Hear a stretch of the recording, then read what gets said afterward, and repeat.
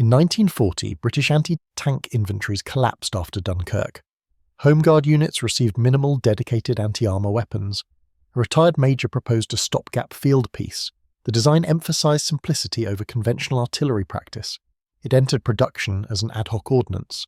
Official naming used ordnance, smoothbore, 3-inch. The weapon later became known as the Smith gun. Service allocation focused on static and local defence. Issue extended to Home Guard and point defence units. Some examples went to airfield protection detachments. The barrel was a smoothbore tube. Barrel length was approximately 54 inches. Calibre is recorded around 3 inches class. One specification lists 3.18 5 inches calibre. The carriage used 2 large metal disc wheels. Wheel diameter is documented as 48 inches. An overall weight is recorded near 600 pounds. One commonly cited weight is 604 pounds. Crew establishment is recorded as 4 personnel. The carriage resembled a small 2-wheeled cradle. A basic shield sat between the wheels. That shield offered limited frontal cover only. The system travelled lying on its side. Firing required tipping the weapon onto one wheel. The right-hand wheel served as base and turntable. Traverse capability was effectively full circle. Elevation is described as up to 40 degrees. The alternate wheel provided limited overhead shielding. In action, the mount looked like a small naval pivot. The layout traded stability for portable traverse. Mobility was not based on a standard gun trail. No normal spade or trail legs were integral. The base wheel acted as a ground plate. Ground contact relied on that wheel rim and disc. This demanded firm, level terrain for best results. Soft ground increased settling and misalignment risks. Uneven ground altered traverse friction unpredictably. The manual tip-over became the core handling hazard. 2 men were often required to roll and tip. The mass concentrated far from the pivot wheel. That geometry encouraged sudden rotation during tipping. Control depended on grip points and rope assists. Urban deployment guidance included toggle ropes. Ropes reduced hand injuries during curb maneuvers. Ropes also reduced wheel pinch points. Training therefore had to include tipping drills. Those drills consumed time and limited ammunition. Ammunition scarcity restricted live fire familiarity. Early deliveries included only 6 or 7 rounds. Some units had more guns than rounds. Ammunition shortages also reduced fuse reliability sampling. The weapon could fire modified 3-inch mortar rounds. Anti-tank rounds and anti-personnel rounds were listed. Some references include HE and smoke options. Smoothbore allowed broad projectile compatibility in theory. Practical firing required correct charge and obturation. Projectile seating had to match bore without rifling. Consistent muzzle seal was therefore difficult. Low muzzle velocity produced high arcing trajectories. High arc increased time of flight. Long flight times increased wind sensitivity. Range estimation became a primary crew task. Accurate engagement required repeated practice. Practice was limited by the ammunition allocation. The system therefore relied on procedure, not instinct. Procedures were written to compensate for odd deployment. Correct firing configuration depended on the chosen wheel. Incorrect orientation reduced traverse and increased overturning. Correct orientation also aligned the shield properly. Shield misalignment exposed the loader's upper body. Wheel selection also affected recoil transfer. Recoil impulse entered through the base wheel disc. That disc had limited bite into hard surfaces. Hard surfaces produced sliding and yaw. Yaw altered bore line during rapid follow-up. Follow-up shots were rarely available anyway. Reloading required the barrel to remain stable. Instability during reload increased misfire handling risk. Misfire handling had to assume delayed ignition. Delayed ignition protocols were difficult for novices. The Home Guard included many minimally trained volunteers. Training time competed with other local defence duties. Whether the weapon was intended to be manhandled into position. Despite that intent, weight reduced practical portability. Dragging over fields required multiple handlers. Dragging over rubble created rim deformation risks. Rim deformation affected the turntable function. Damage also affected the tipping operation. Reports noted awkward movement in urban streets. The recommended ropes addressed that specific problem. Towing behind civilian vehicles was attempted by units. That towing was discouraged due to wheel damage. Axle stress could prevent traverse in action. The design therefore conflicted with user improvisation. A limber trailer was produced for ammunition. Ammunition shortfalls made many limbers redundant. Redundant limbers became spare parts sources. Some sources describe carriage stowed shell quantities. One account lists 8-pound and 10-pound projectiles. The heavier projectile is described as cast iron fragmentation. That projectile is described as high explosive.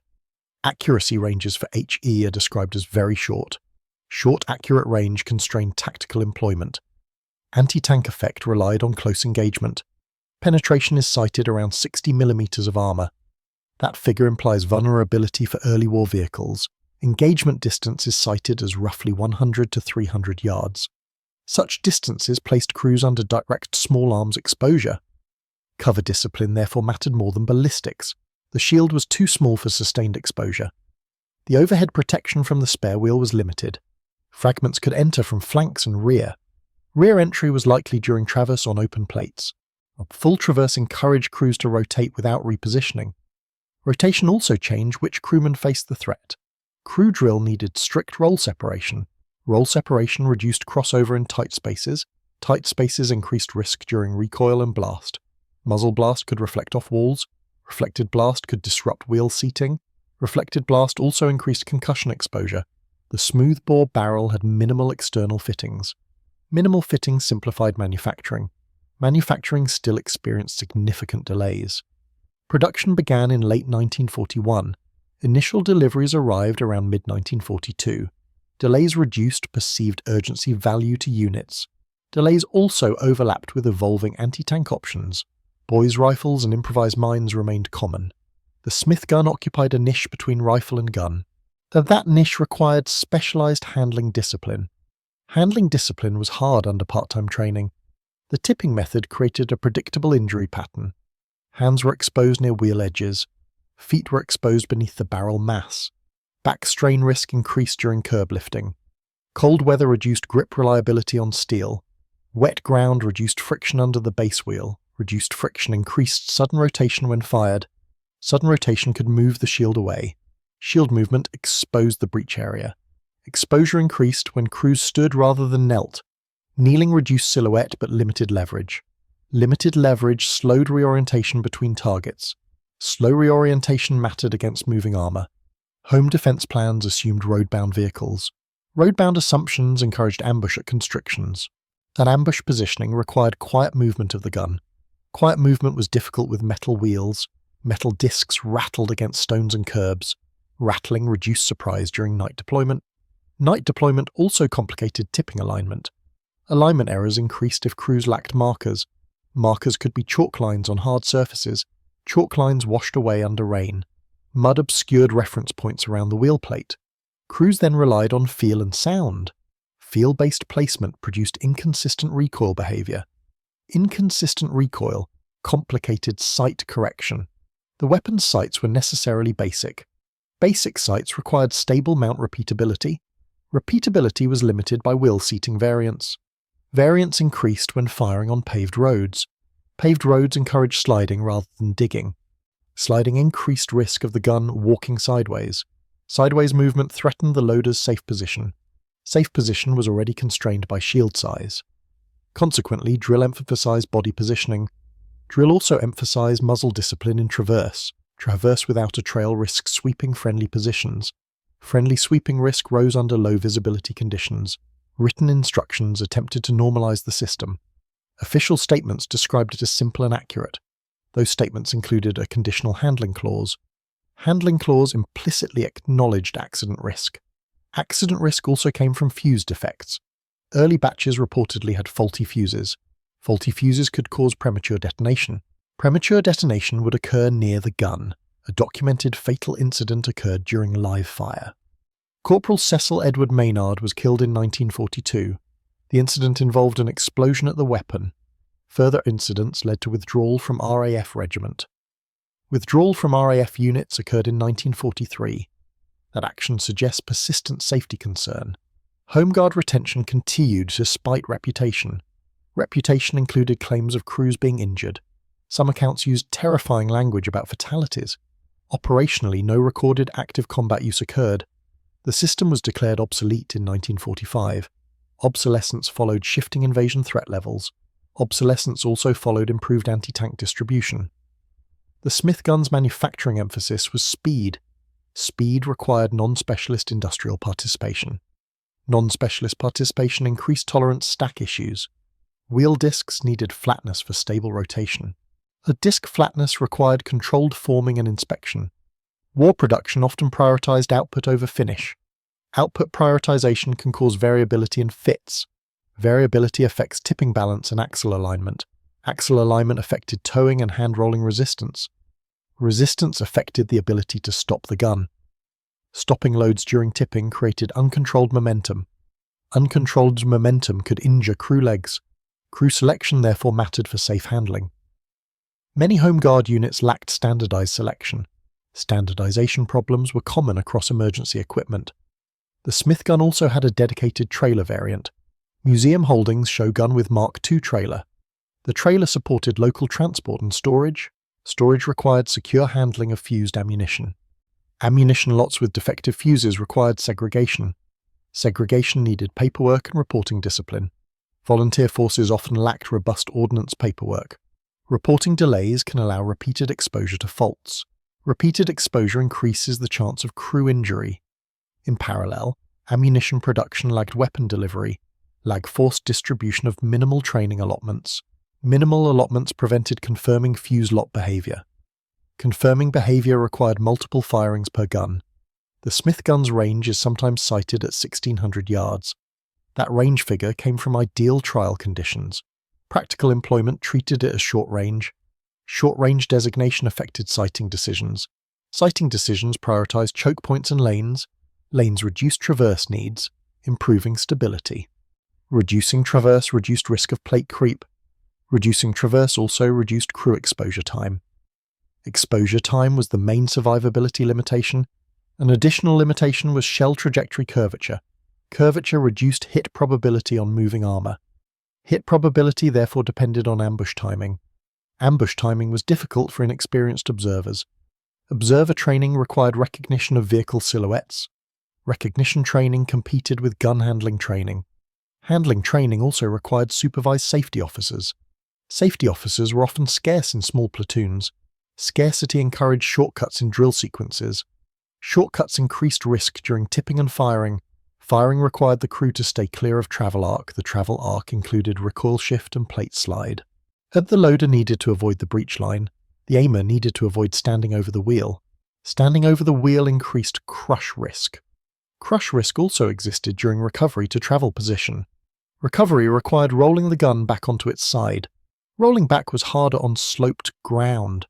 Sloped ground could cause uncontrolled roll downhill. Uncontrolled roll could strike handlers' legs. Leg strikes could disable the small crew. Small crew disablement would abandon the weapon. Abandonment was likely given low ammunition holdings. Low holdings reduced incentive to risk recovery. Despite flaws, some units valued having any gun. Letters later describe satisfactory performance by some. Those letters suggest variability by unit training quality. Training quality likely varied by local leadership. Local leadership determined how rigorously procedures were enforced. Procedures included prohibitions on vehicle towing. Procedures also included guidance for urban positioning. Guidance likely addressed wheel protection and traverse care. Traverse care required protecting wheel edges from dents. Dents produced point loads and binding. Binding could prevent rapid target acquisition. Binding could also cause sudden release when forced. Sudden release could swing the barrel unexpectedly. Unexpected swing created friendly fire hazards on ranges. Range safety required fixed arcs and sentries. Fixed arcs conflicted with the 360-degree mount. Conflicts required additional written range orders. Additional orders increased paperwork and compliance burden. Compliance burden is difficult in volunteer organizations. The procurement pathway also created bureaucratic friction. Bureaucratic friction included production quality disputes. Quality disputes delayed acceptance and issue schedules. Acceptance required demonstrating safe operation in trials. Trials reported a maximum range under ideal conditions. Ideal conditions exclude mud, slopes, and obstacles. Field conditions were typically uneven and cluttered. Clutter increased trip hazards near the gun. Trip hazards during recoil could be fatal. Therefore, sighting required clearing a safety zone. Safety zones were difficult in hedgerow lanes. Hedgerows also limited traverse, which could help. Limited traverse forced deliberate orientation before firing. Deliberate orientation reduced sudden sweeping. The system was occasionally adapted onto a carrier.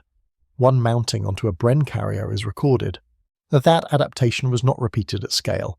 Non-repetition implies limited tactical value. Carrier mounting also demanded different recoil management. Recoil management was a persistent design problem. Recoil impulse was large for the mount mass. Large impulse on a wheel plate increases instability. Instability encourages the gun to rotate on the plate. Rotation changes sight alignment after the shot. Sight change complicates correction for the next shot. The next shot was often unavailable due allotment. However, training still needed repeated firing sequences. Sequences included loading, aiming, firing, and recovery. Recovery included clearing misfires and hangfires. Hangfire handling required set waiting times. Waiting times are hard in volunteer drills. Impatience increases premature breach interaction. As premature interaction increases blast injury likelihood. Blast injury likelihood increased with faulty fuse lots. Fuse faults also damaged confidence in the weapon. Confidence affects adherence to correct procedure. Low confidence leads to avoidance and neglect. Neglect increases corrosion and mechanical sticking. Sticking affects traverse and tipping effort. Increased effort increases probability of slips. Slips under load cause crush and pinch injuries. Pinch injuries reduce crew capacity immediately. Reduced capacity makes the gun effectively immobile. Immobile guns become fixed assets requiring planning. Fixed assets require camouflage and protective positions. Camouflage was harder with bright metal discs.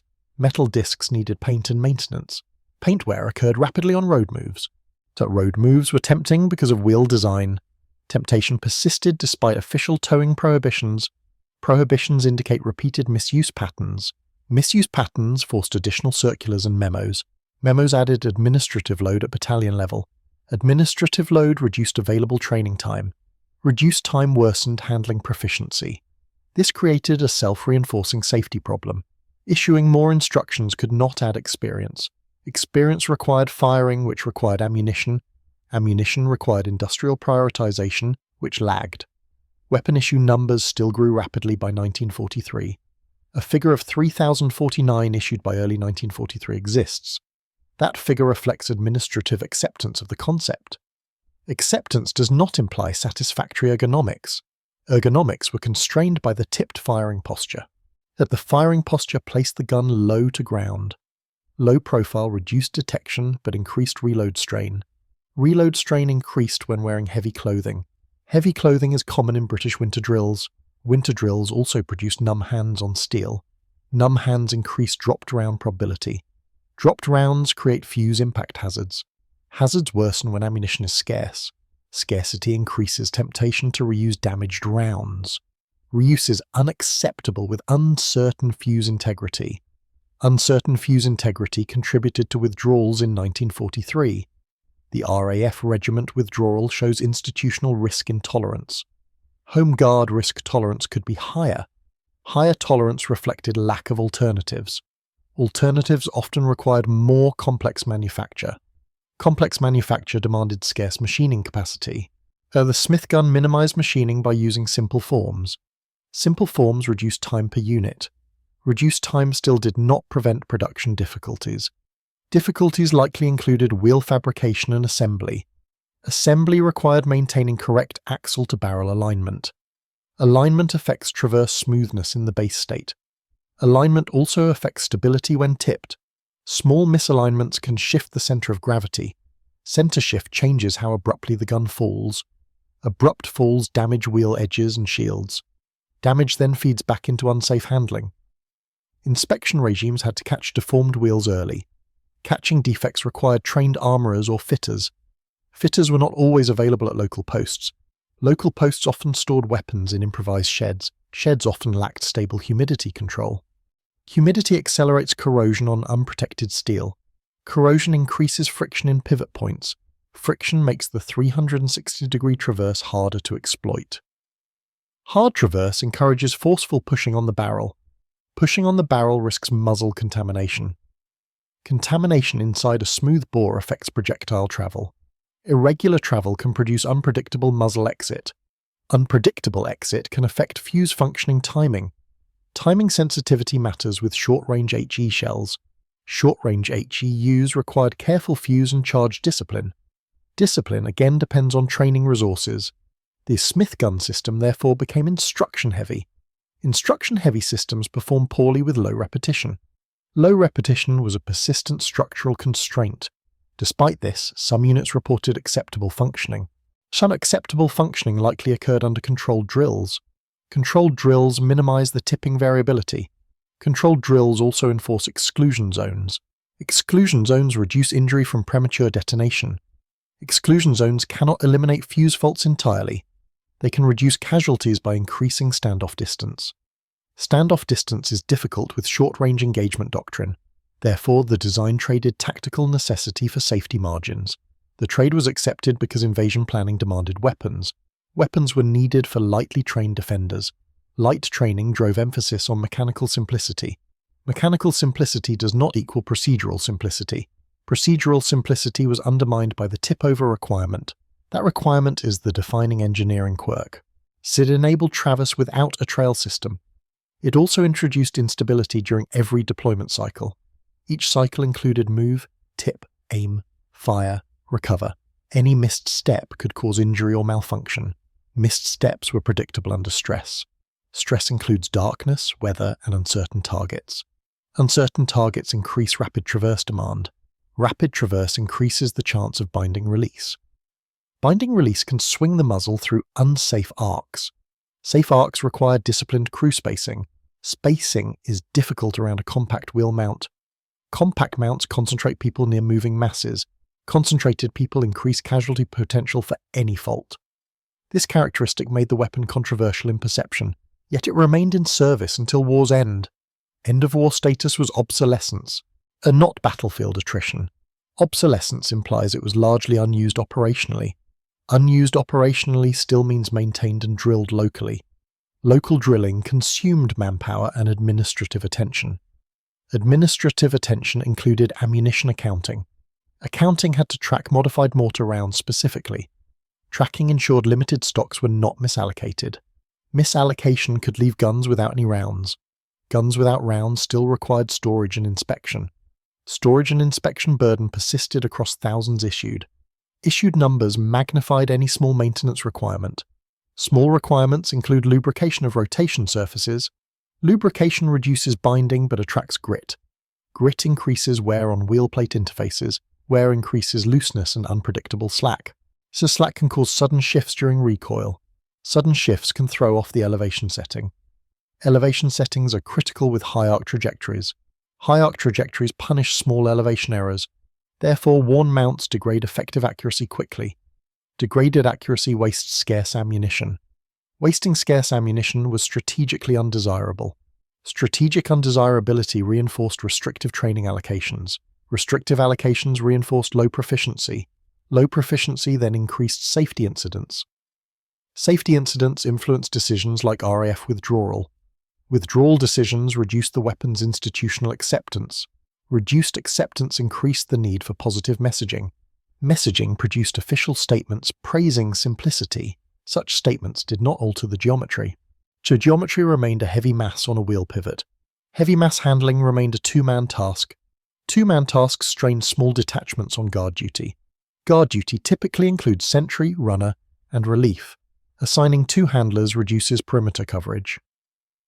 Perimeter coverage reduction is a tactical cost.